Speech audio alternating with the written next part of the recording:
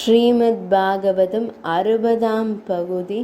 இந்திராணியை அடையும் மோகத் துடிப்பிலிருந்த நகுஷனுக்கு சப்த முனிவர்களான சப்த ரிஷிகள் பல்லக்கை சுமக்கும் வேகம் போதவில்லை.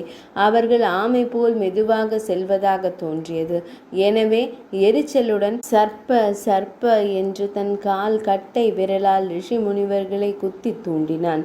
சர்ப்ப என்றால் வேகம் என்றும் பாம்பு என்றும் 2 அர்த்தங்கள் வடமொழியில் உண்டு. மகா யோகிகளான சப்த ரிஷிகள் நகுஷனின் அவமதிப்பை கண்டு சீறி எழுந்தார்கள். பெரியவர்களிடத்தில் பணிவு இல்லாமல் மோகத்தில் அறிவிழந்த நகுஷனே, உன் வார்த்தைப்படியே சர்ப்பமாகவே மாறிக்கிட என்று சாபமிட்டார்கள்.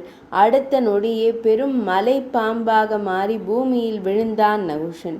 மீண்டும் தேவலோகம் அரசன் இல்லாது போனது. பின் ரிஷி முனிவர்கள் எல்லோரும் கூடி தேவேந்திரனுக்காக அஸ்வமேத யாகம் செய்து அவனுடைய பிரம்மஹத்தி தோஷத்திற்கு நிவர்த்தி செய்து அவனை மீட்டார்கள். மீண்டும் தன் இந்திர பதவியில் அமர்ந்து உலகங்களையும் ஆளத் தொடங்கினான் தேவேந்திரன். இந்த சமயத்தில் சுகபிரம்ம மகரிஷியிடம் கதை கேட்டு கொண்டிருந்த பரீட்சித்து மன்னன் தனக்கு ஏற்பட்ட சந்தேகத்தை கேட்டான். சுவாமி, பகவானுக்கு அவருடைய படைப்பில் எல்லோரும் சமம்தானே? அப்படி இருக்க அவர் தேவேந்திரனுக்கும் தேவர்களுக்கும் அனுகிரகம் செய்த அசுரர்களை தானே அழிக்க உதவி செய்ததும் ஏன்? பரீட்சித்து, பகவான் எல்லோருக்குமே அருள் பாலிக்கத்தான் செய்கிறார். அது நமக்கு வெளிப்படையாக தெரிவதில்லை, அவ்வளவுதான். துஷ்டர்களுக்கு அவர் தண்டனை தருவது போல நமக்கு தோன்றினாலும் அதுவும் அவர்களுக்கு நன்மை செய்வதற்கு தான்.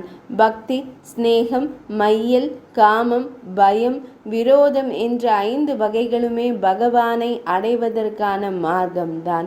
என்னை போன்ற மகரிஷிகள் பக்தியாலும், பாண்டவர்கள் போல ஸ்நேகத்தாலும், கோபிகைகள் போல மையலாலும், பயத்தால் கம்சன் போன்றவர்களாலும், விரோதத்தால் இரண்யாட்சன் இரண்யகசிபு போன்றவர்களாலும் பகவானை சென்று சேர்கிறார்கள். துவாரபாலகர்களான விஜயர்கள் 3 பிறவிகள் அசுரர்களாக பிறந்து பகவானை அடைவார்கள் என்று சாபம் ஏற்பட்டதல்லவா? அந்த சாபத்தின் படிதான் அவர்கள் முதல் பிறவியில் இரண்யாட்சன் இரண்யகசிபுவாகவும், அடுத்த பிறவியில் ராவணன் கும்பகர்ணனாகவும், கடைசி ஜென்மத்தில் சிசுபாலன் தந்தபக்தரனாகவும் பிறந்து பகவானால் வதம் செய்யப்பட்டு சாப விமோசனம் அடைந்து அவருடைய திருவடியை சென்று சேர்ந்தார்கள் என்றார் சுகபிரம்ம முனிவர். சுவாமி, இரண்யாட்சன் வராக அவதாரத்தின் மூலம் கொல்லப்பட்டதை கூறினீர்கள். இரண்யகசிபு என்னவானான்? அவன் என்ன செய்தான்?